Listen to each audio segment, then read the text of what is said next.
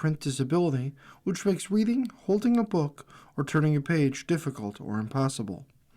The content is copyrighted by the respective publishers. For more information, please visit us on the web at nfradioreading.org. Hello, this is Corrine, and for the next hour, I'll be reading from the June 10th, 2026 issue of the Wall Street Journal on the Niagara Frontier Radio Reading Service. Thank you so much for joining us today.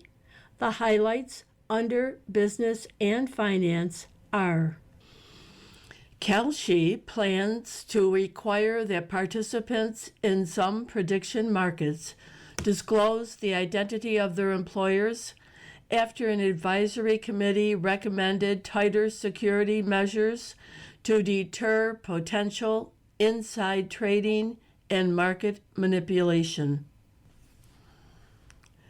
Anthropic released a next-generation Mythos-class model to the general public, with guardrails that remove dangerous capabilities related to areas such as cybersecurity and biological research. The nascent tech stock rebound ended in a lurch, with the Nasdaq falling 1% in its largest blown gain since January, and the S&P 500 shedding 0.3%. The Dow rose 0.2%. Home sales in May posted the biggest rise this year, a sign that the housing market's spring selling season may be showing signs of life after a sluggish start. Broadcom will work with Apollo and Blackstone's credit and insurance business to launch a platform backed by an initial $35 billion to finance artificial intelligence infrastructure. GSK agreed to buy U.S. cancer drug developer Nuvalent for $10.6 billion, boosting the British pharmaceutical company's renewed activity in oncology. J.M. Smucker said it expects sales to decline in the coming year as it leans away from price increases and looks instead to drive growth in volume. Now for the key articles under the Worldwide section. The U.S. launched strikes on Iran in retaliation for the downing of a U.S. Apache helicopter near the Strait of Hormuz.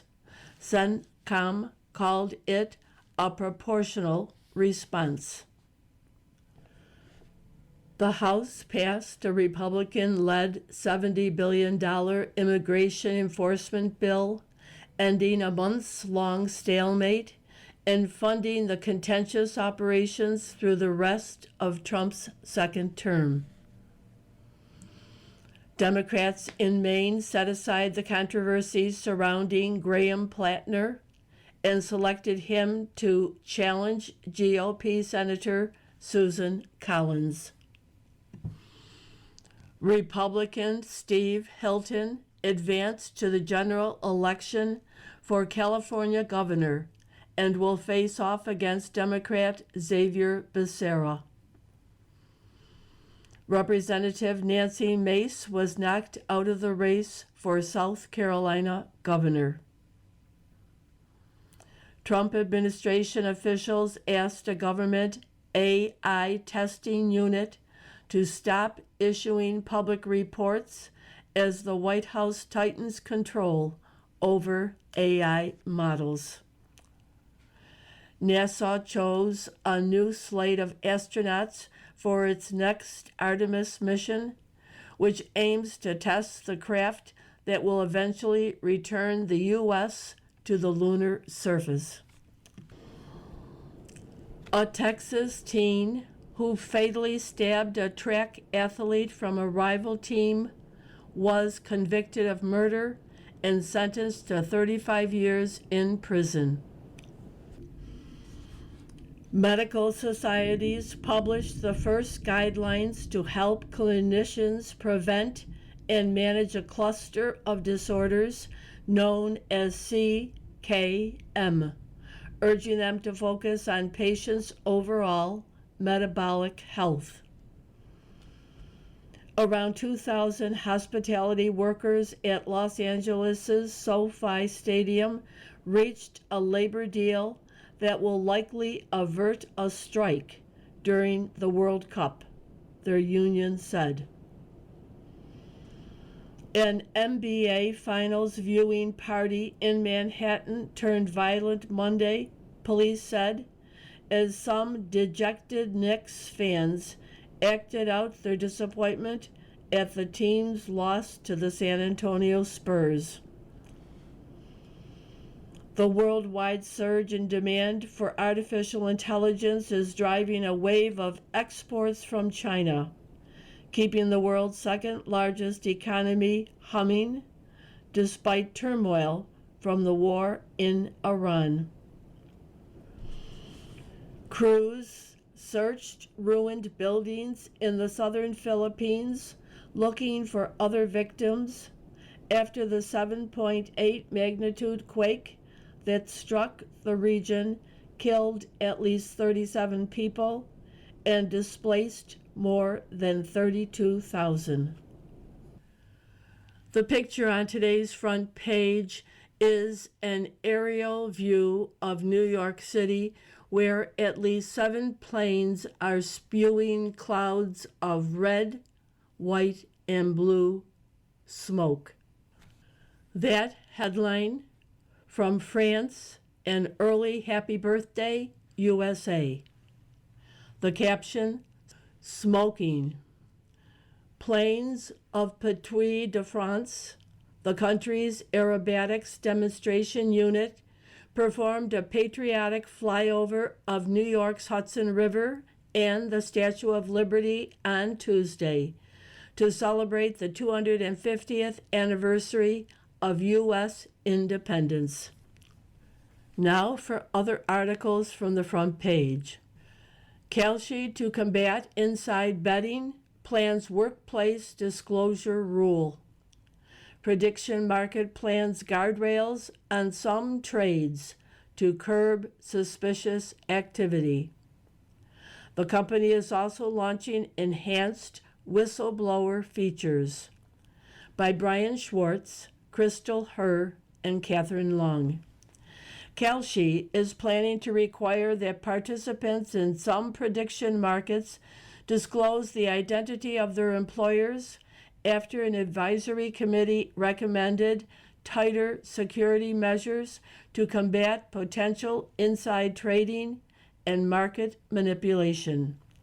Users seeking to make bets in some markets linked to material non-public information will be required to submit an online form disclosing where they work, Kalshi said.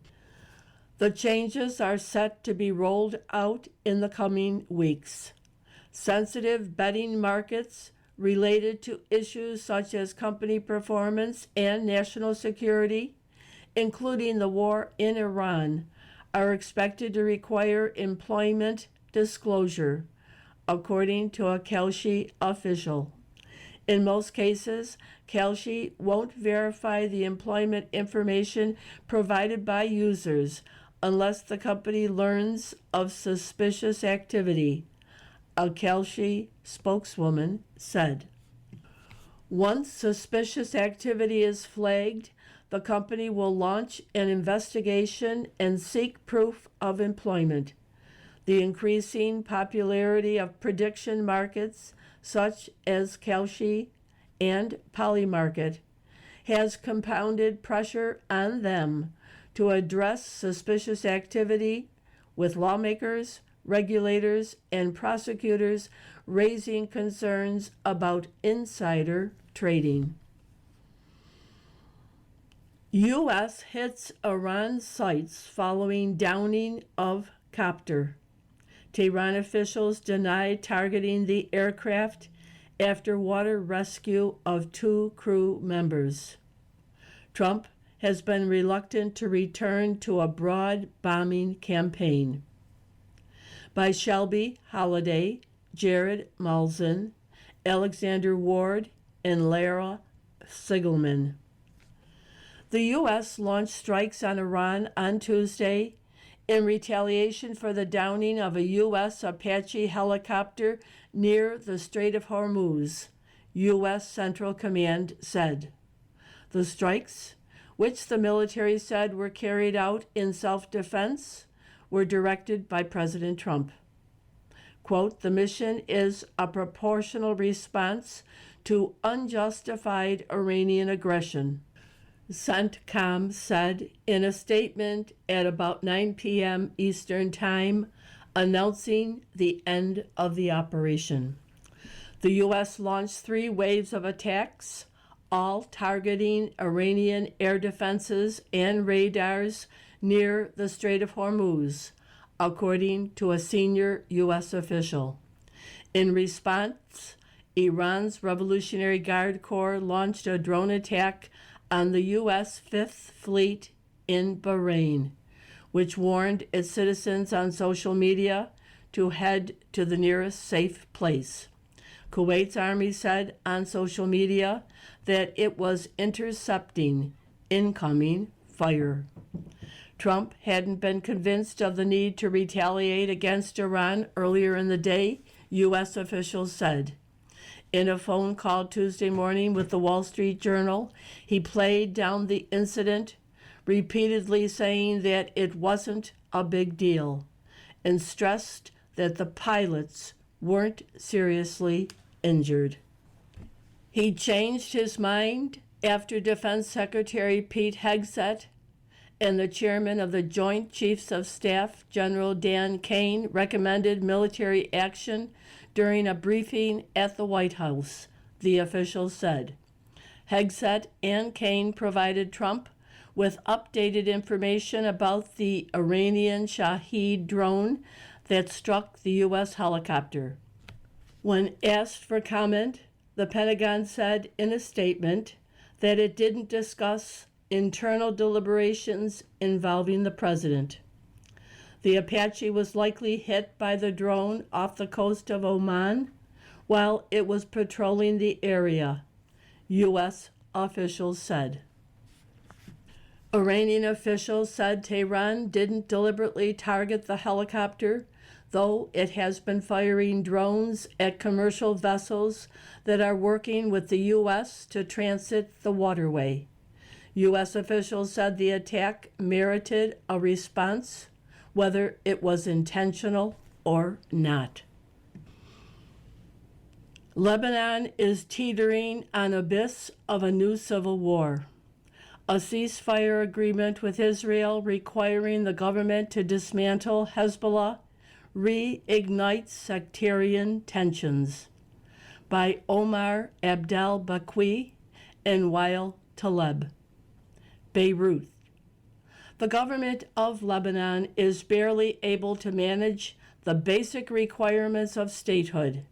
It can provide electricity for only a few hours a day, and people avoid its flattened currency in favor of dollars. Its military is only the second most powerful force in the country after Hezbollah, or the third, counting Israel, which has been expanding its months-long occupation.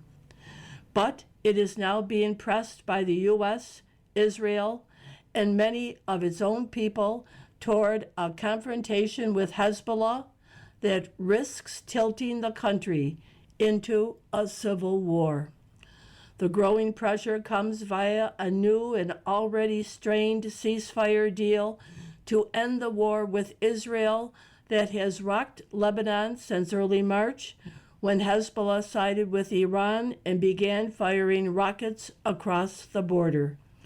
The agreement requires the Lebanese state to take back control of its territory a little at a time as it disarms and dismantles the militant group. It is a plan that was tried after Israel's last war with Hezbollah in late 2024 and made some progress before faltering when Hezbollah, which represents many of Lebanon's Shia Muslims and is one of the world's most powerful non-state militias, dug in and refused to disarm.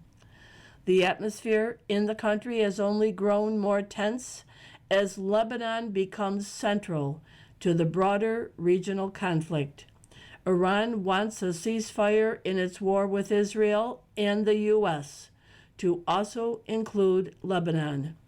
Israel and Iran exchanged volleys of fire after Israel struck Beirut's southern suburb Sunday in a tumultuous resumption of violence, testing President Trump's fragile Middle East ceasefire. Israel's recent ground invasion and airstrikes have created more than 1 million internal refugees, many of whom now live in tents on the streets of Beirut. Displaced Shia Muslims are shunned for fear they will bring Israeli airstrikes to typically sheltered Christian, Druze, and Sunni Muslim neighborhoods and towns. Anger against Hezbollah for pulling the country into another war has swelled, but the group, weakened by Israeli attacks in 2024, has been emboldened and now openly calls for Lebanese to take to the streets and resist their government. You are listening to a reading of articles and features from the Wall Street Journal on the Niagara Frontier Radio Reading Service. Social Security shortfall widens. Social Security is expected to deplete the fund that helps pay out retirement benefits by late 2032, the program's trustees said, earlier than their projection last year of 2033. The new tax law, declining fertility, and falling immigration all reduced revenue for the fund. Data centers meet man camp backlash in Pastoral, Wyoming, by Joe Barrett, Cheyenne, Wyoming. 20 years ago, Stan and Tammy Higgins moved into a home just outside this Old West Railroad town on 3 acres of wind-swept short grass prairie. From their back window, they saw grazing cattle, roaming antelope, and coyotes on the prowl. That pastoral scene is gone. Heavy trucks and earth movers and hundreds of construction workers have run nearly round the clock for about 2 years building a Meta Platforms data center. To the east, Microsoft recently announced plans to triple the acreage of its already sizable data complex. To the south, work is just getting started on Project Jade, which could one day be among the biggest data centers in the U.S. Now comes the man camp. In the U.S.'s least populous state, companies must import armies of workers and find somewhere to put them. So local officials are weighing a developer's pitch to erect a temporary workforce housing complex for as many as 5,600 laborers and tradespeople.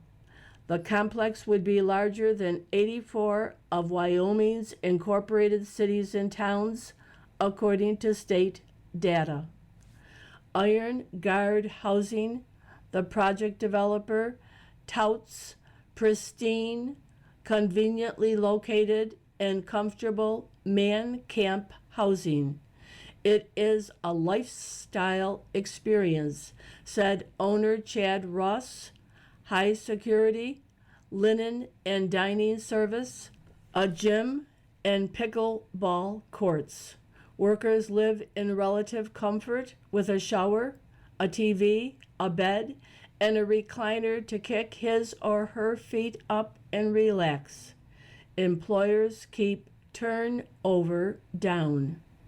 This new small worker city, rows of modular units and RV spaces, could rise minutes from the Bison Crossing neighborhood where the Higginses live. I've always been a believer in private property rights, said Stan Higgins, 72 years old, a retired civil service technician with the Wyoming Army National Guard.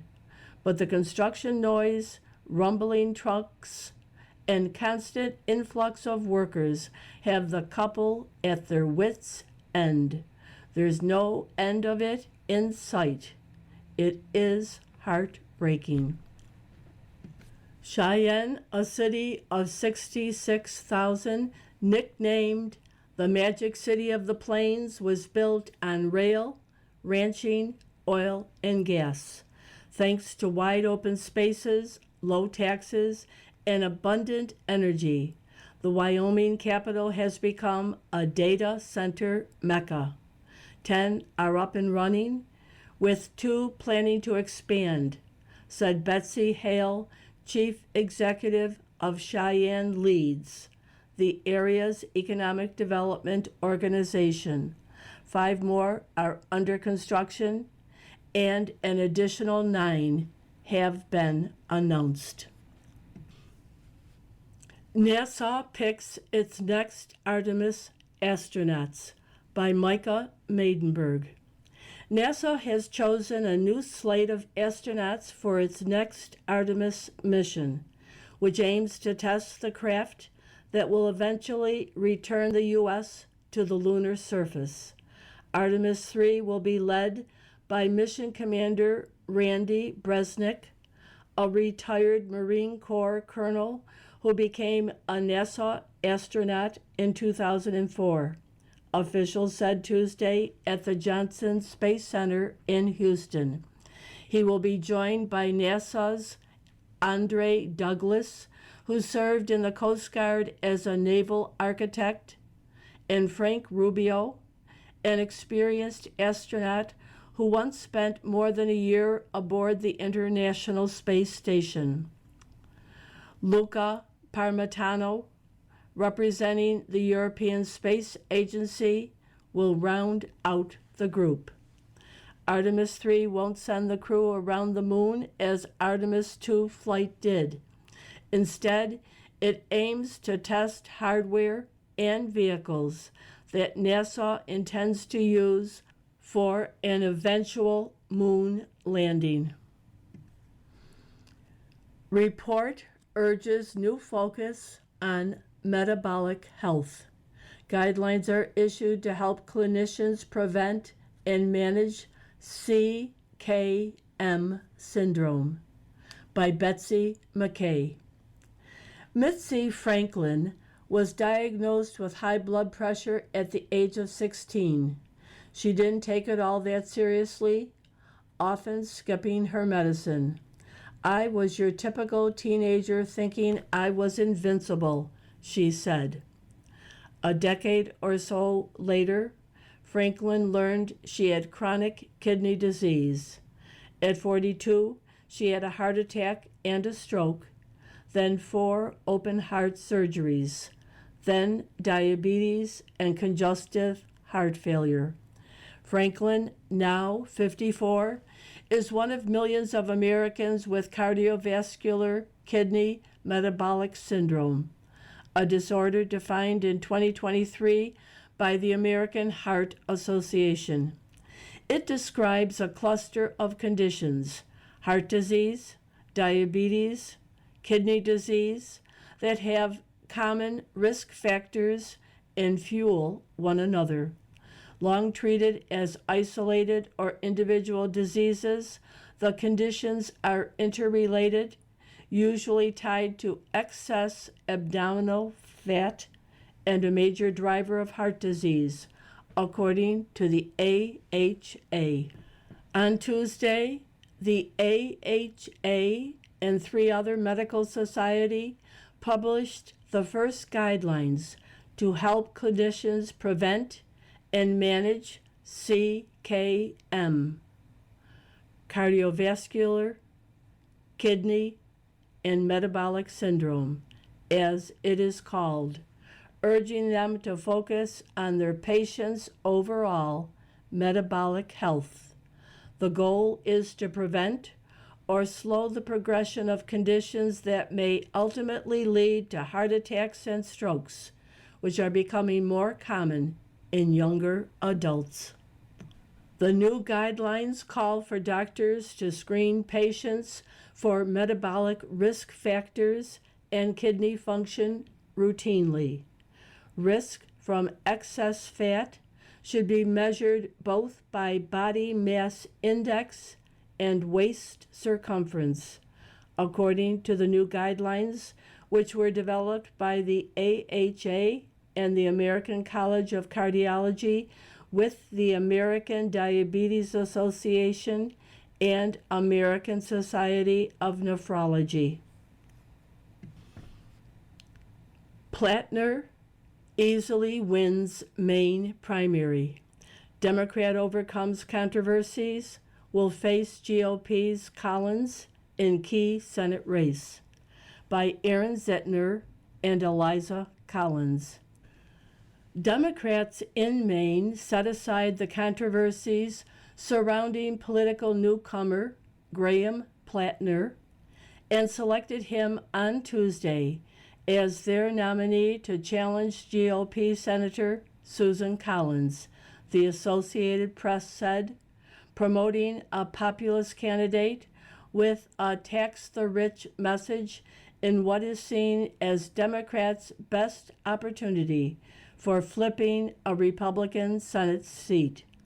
Plattner, 41 years old, a Marine War veteran and oyster farmer, was all but assured of winning the primary race, as his main rival, two-term Governor Janet Mills, had suspended her campaign for Senate in April.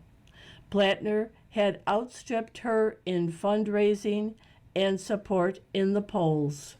With about 10% of the vote counted, Plattner had about 75%, compared with 18.6% for Mills, whose name remained on the ballot. A third candidate, David Costello, drew 6.3%. The national pundits, the political establishment, they keep looking for that one story, that one headline, that one moment in my life that they can define the campaign by, Plattner told supporters on Tuesday night. But he said they failed to understand that this is not all about me at all. This is a movement about us. Collins, 73, is the only Republican senator seeking re-election in a state that Democrats won in 2024 presidential race, making her the most vulnerable GOP Senate incumbent this year. She has held the seat for 3 decades, repeatedly fending off Democratic challengers, and ran unopposed in her primary. Republicans hold a 53 to 47 majority in the Senate. A first-time candidate, Plattner has brainstormed the state since launching his campaign in August, drawing large and enthusiastic crowds with a pro-labor, Medicare for all agenda, and a critique that says both parties have empowered the wealthy at the expense of ordinary Americans. He won endorsements from progressive Senators Bernie Sanders, independent from Vermont, and Elizabeth Warren, Democrat from Massachusetts, among others.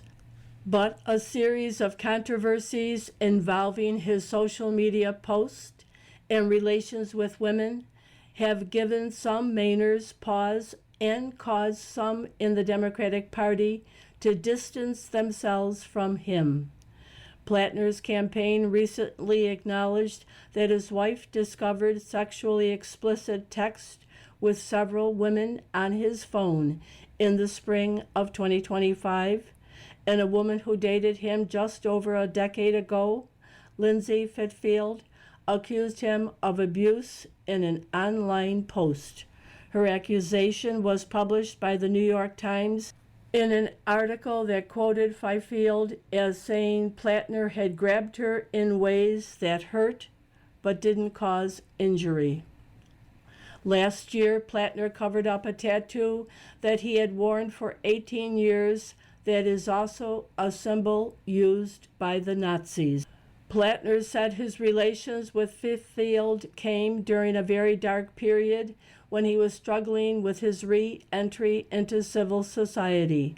He said he had been a poor romantic partner at times, but that any characterization beyond that is false, and I believe politically motivated. You are listening to a reading of articles and features from the Wall Street Journal on the Niagara Frontier Radio Reading Service. From the editorial page, is California's election rigged? There's no evidence of fraud, but the state's lax voting rules create openings for it. President Trump's charge that Democrats rigged California's jungle primary has naturally elicited eye rolls given his habit of crying fraud whenever he loses an election.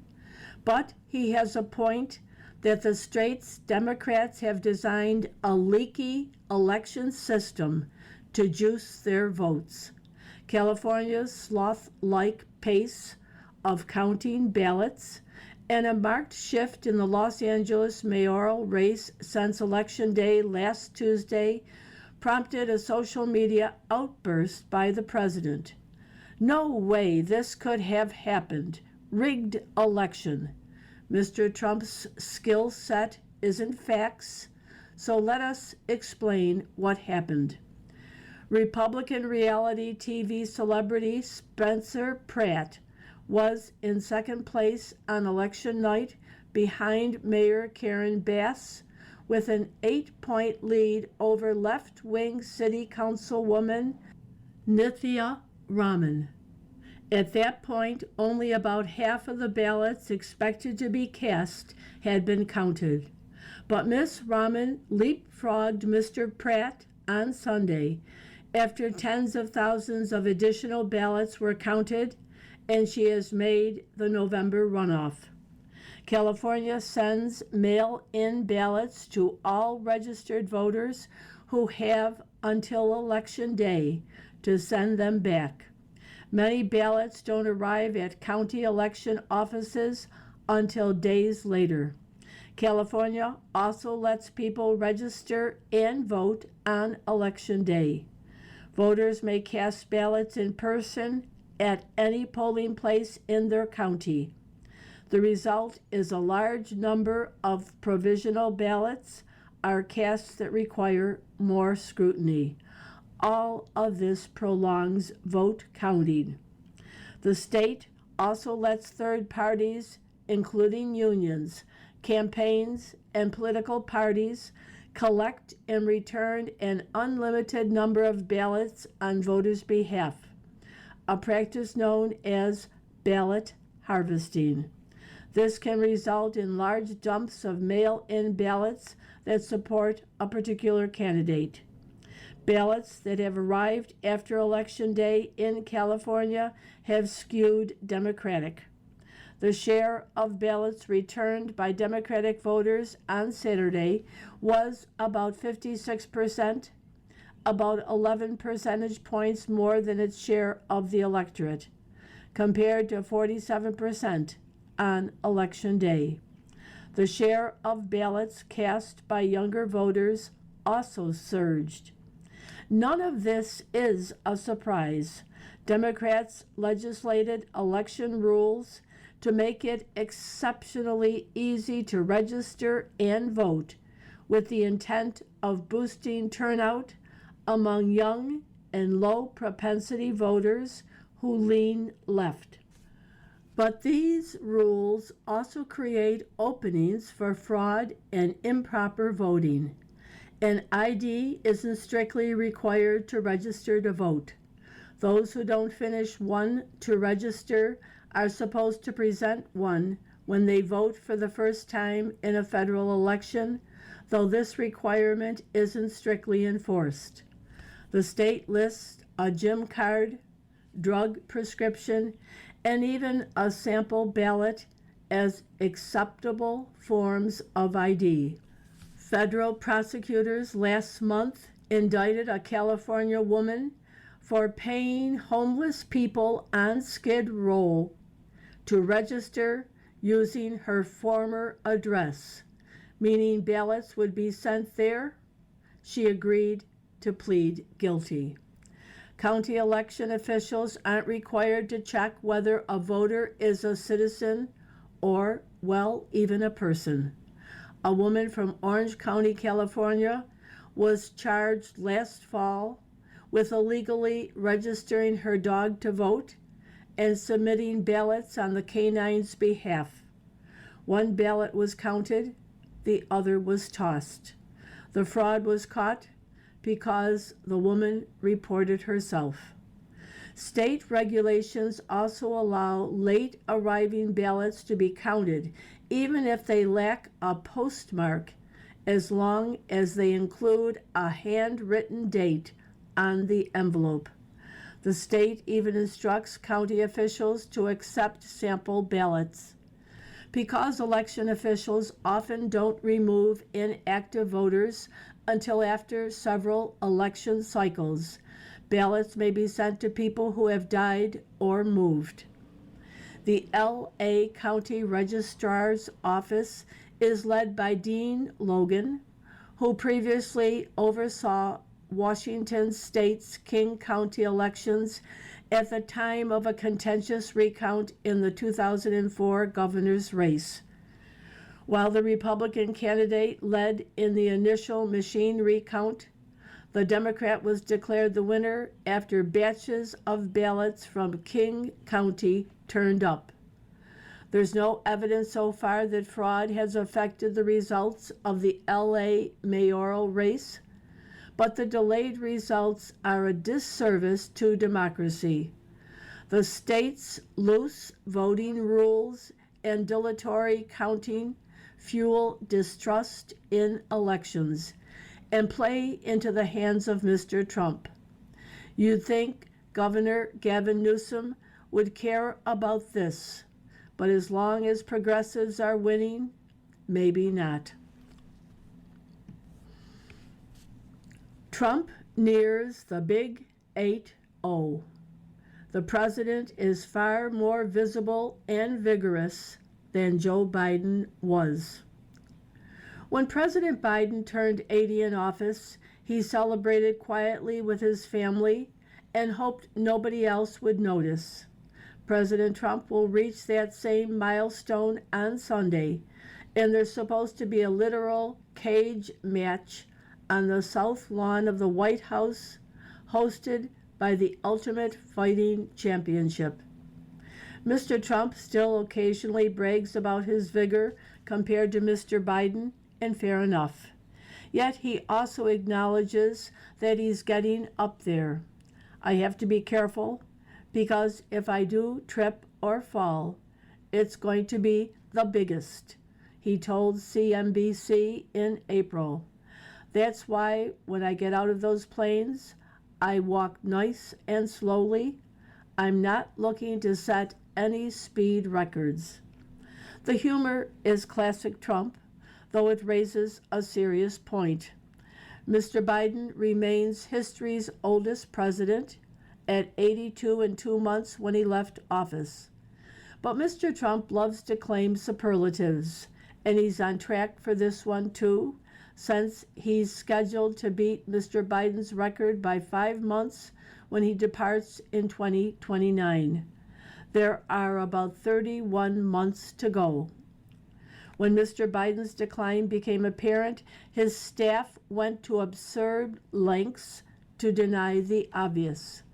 As Press Secretary Karine Jean-Pierre once told reporters, 80 is the new 40. Didn't you hear? When reporters noted Mr. Biden wearing sneakers with suits, Another spokesperson credited his physical fitness. I know you aren't partial to presidents who exercise, but don't worry, you'll get used to it. As a sad reminder, 4 months after leaving office, Mr. Biden announced a diagnosis of aggressive stage 4 prostate cancer. Now, while hawking her memoir, Jill Biden finally tells the public she was seriously frightened when Mr. Biden melted down during his only 2024 debate against Mr. Trump. As I watched it, she told CBS, I thought, oh my God, he's having a stroke. Aging and disease are unpredictable, and who knows how any of us will fare. Yet risks go up with age, and last month Mr. Trump made his 3rd visit in his 2nd term to Walter Reed Hospital. The press is full of uninformed speculation about bruises on his hands and puffy ankles. Democrats are eager to return the Biden favor and say Mr. Trump's often erratic verbal outbursts are signs of mental decline. Mr. Trump's physician released a 3-page summary of his latest exam results with extensive lab and neurological test details and pronounced the president in excellent health. Good to hear, and we hope no one is hiding any contradictory details. One lesson from the Biden health fiasco is that voters will punish a party that tries to cover up infirmities, which sooner or later will be found out. From the opinion pages, does Trump care about the 2026 midterms? They care about him. If Republicans lose, his presidency will face another impeachment and endless investigations. By Jason L. Riley. Will the 2020 election ever be over? Not so long as Donald Trump lives and breathes, apparently. Mr. Trump wants the media to embrace the fiction that he beat Joe Biden in a landslide 5.5 years ago. The election was rigged. It was a dirty election, he said for the 7,000th time in an interview with NBC News on Sunday. Anyone who disagrees is crooked or stupid, he added with typical restraint. The president was defending his proposal for a $1.8 billion slush fund to pay off MAGA friends and allies who believed they'd been wronged by the government. I think the weaponization fund is a great idea, Mr. Trump said. It could mean having taxpayers compensate the January 6 ruffians who attacked law enforcement, smashed their way inside the Capitol, and defiled its corridors with urine and excrement. Polling shows that most Americans view the rioters as violent criminals who tried to overturn the results of a lawful election. Yet the president repeatedly refers to them as heroes and patriots. Every Republican in Washington not named Donald Trump understands that the president's overriding political priority between now and the midterm elections should be protecting the GOP majority. If Democrats take control of the House or Senate next year, Mr. Trump's presidency is kaput. He will spend his final 2 years fending off corruption investigations and impeachment efforts. Representative Robert Garcia of California, who would chair the House Oversight Committee in a Democratic majority, told MS Now last week that Democrats are already preparing and gearing up for a successful November. We've got a team on Epstein. We have a team on Trump family corruption.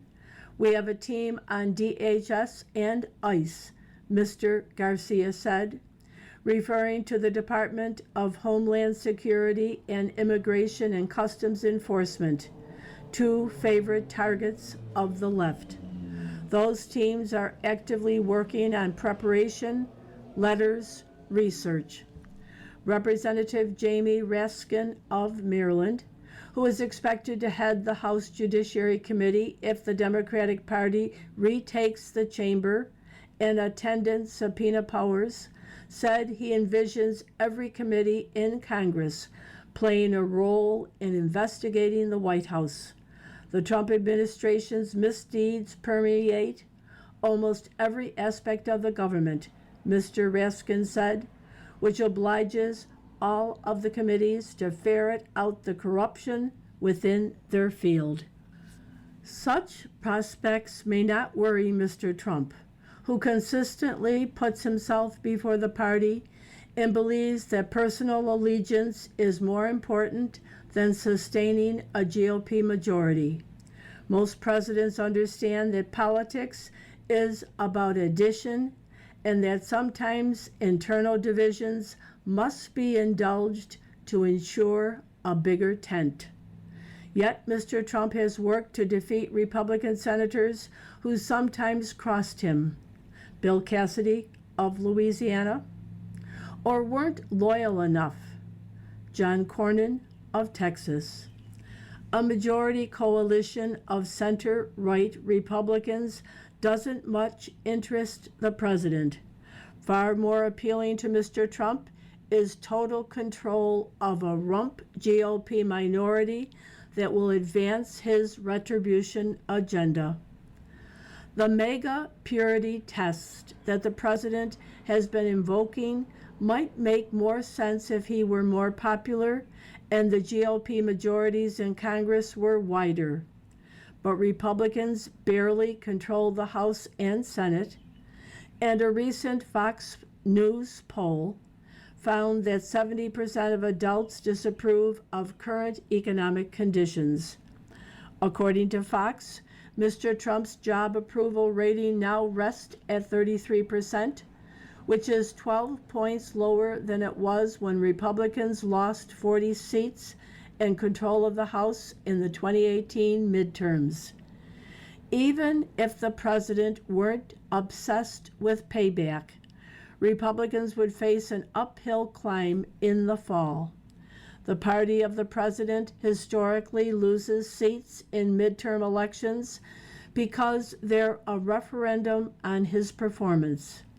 Mr. Trump was elected to tackle inflation, but prices continue to outpace wages.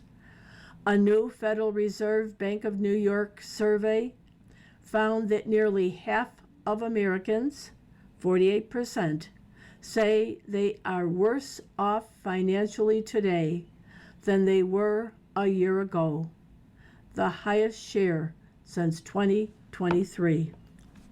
The Iran war may be unpopular, but Mr. Trump could spend more time explaining to voters why preventing the Ayatollahs from obtaining a nuclear weapon and spreading terrorism through proxies like Hezbollah is in the interest of the U.S. and our allies. But that would require him to spend less time talking about ballrooms, celebratory arches, slapping his mug on a $250 bill, and picking fights with journalists who state plain facts about the 2020 election results. Perhaps the president is convinced that this year's election will be less about substance and more about mobilizing the base with over-the-top populism. But undermining faith in the electoral process is an odd way to turn out grassroots voters. Nonstop talk about rigged elections may result in Republican voters deciding to stay home. You are listening to a reading of articles and features from the Wall Street Journal on the Niagara Frontier Radio Reading Service. Why teenagers stopped working in the summer. For the most part, not because they couldn't find work, they found better opportunities instead. By Roland Fryer. Everyone has a culprit for the disappearing teenage summer job. Artificial intelligence is eating entry-level work. Tariffs are squeezing small businesses that hire kids. Even the Strait of Hormuz gets blamed by way of gasoline prices. The summer hiring projections, the weakest since the government began counting in 1948, seem to confirm the dread. And a Cape Cod ice cream shop that filled 50 jobs and turned away hundreds of teenage applicants became the season's emblem of a market gone cold. Most of this is wrong, and a little economics shows why. The classic summer job has been disappearing for nearly half a century, ever since teen labor force participation peaked at 57.9% in 1979. For most of that time, the market for teenage labor didn't get harder, it got easier. Teenagers left it on purpose, and understanding why they left, for whom, and with what consequences, turns a stale lament about kids these days into something more useful. The share of 16 to 19-year-olds holding a job has fallen by a third since 1979, from 48.5% to 31.1%. Yet, the teenage unemployment rate, the share of teens looking for work who can't find it, is lower today, at 14%, than the 16% registered in 1979. Split that 17-point drop in employment into its sources, and the lopsidedness shows why. About 18 points come from teenagers leaving the workforce, while roughly 1 point pushes the other way, because those who do look now find work more easily. Teenagers didn't lose jobs. They stopped wanting them. These numbers exonerate this summer's usual suspects of the long-run crime. A chatbot can't explain a decline that began under Jimmy Carter.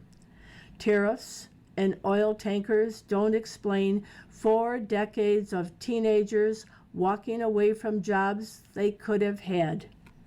This summer's villains do explain something, just not the trend. Over the past 2 years, the teen unemployment rate has risen from about 11% to more than 14%. As seasonal hiring at restaurants and amusement parks pulled back, and automation crept into the entry rung. That demand-side softening is real and new. But it is a 2-year tremor atop a 45-year trend that runs the other way, and the error nearly every commentator makes is to mistake the tremor for the trend. Why did they leave? The price of a teenager's time changed sharply. The wage premium a college degree brings roughly doubled between the late 1970s and 2000s, from about 40% to nearly 80%. The hour a 16-year-old spent folding shirts at the Gap now carries a much higher opportunity cost. Spend it instead on anything that bends the arc toward college, and the lifetime payoff is significantly larger. Meanwhile, the reward for folding shrank. The federal minimum wage, adjusted for inflation, is worth about 40% less than at its 1968 peak. Enrollment rose as a consequence, but school can't be the whole story. The Bureau of Labor Statistics found that between 2000 and 2015, labor participation fell even among teens not enrolled in school, from 76% to 65%. Teen employment has never been evenly distributed. It rises with family income. For the affluent teenager, skipping the paycheck is genuine optimization. She trades the lifeguard chair for a research internship, science camp, and SAT tutor. For the poor teen, choice is usually the wrong word because the teenagers who most need a summer job are the ones who can't find one. Which returns us to the ice cream shop. Those turned away applicants in Cape Cod aren't evidence that the market collapsed. The unemployment numbers contradict that. They're evidence of something sharper. The kids who still need these jobs are competing for a shrinking pool of the work they can get, while the affluent peers who once stood in line beside them are off investing in their futures. That head start isn't even the most concerning part. Sarah Heller studied Chicago jobs programs and found that an 8-week summer job cut violent crime arrest among disadvantaged teenagers by 43%, with the effect growing after the job ended. Mr. Gelber and his co-authors studying New York's program matched roughly 290,000 lottery records to tax and death records and found that winning a summer job cut the risk of dying over the following years by about 18%, driven by fewer homicides, particularly among young men. Those same New York jobs, however, didn't raise the kids' later earnings. If anything, they nudged them down slightly and left college going untouched. The summer I turned 15, deep in the knuckleheadery of my youth, I begged groceries at an Albertson in Louisville, Texas for $4.35 an hour, not to build a resume, but to put a little money in my pocket and have somewhere to be during the long afternoons when my friends and I tended to find trouble. Albertsons was no temple of human capital formation. I spent a good share of my shift throwing tight spirals to kids in the produce section. But structure for a teenager who might otherwise drift and cash for a family with none to spare are exactly the two things the lottery studies say matter most. That minimum wage job might have been one of the most valuable things that ever happened to me. The vanishing summer job is two experiences buried in one statistic. For most American teenagers, the decline is a rational bet on a future that rewards their time elsewhere. For the kid I once was, the same number means the opposite. If we're going to worry about the disappearing summer job, let's worry about the teenagers who need it most. For them, it has been a matter of life and death for decades, and that is the one thing no one is talking about. Mr. Fryer, a journal contributor, is a professor of economics at Harvard, a founder of Equal Opportunity Ventures, and a senior fellow at the Manhattan Institute. You've been listening to a reading of articles and